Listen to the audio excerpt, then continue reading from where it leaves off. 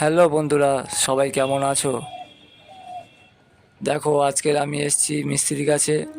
আমার মোটর ভ্যানের সেলফ খারাপ হয়ে গিয়েছে, তাই সারতে এনেছি। ভিডিওটা বেশি বড় করব না, দেখা যাক মিস্ত্রি সারছে কত দূর কী হয়।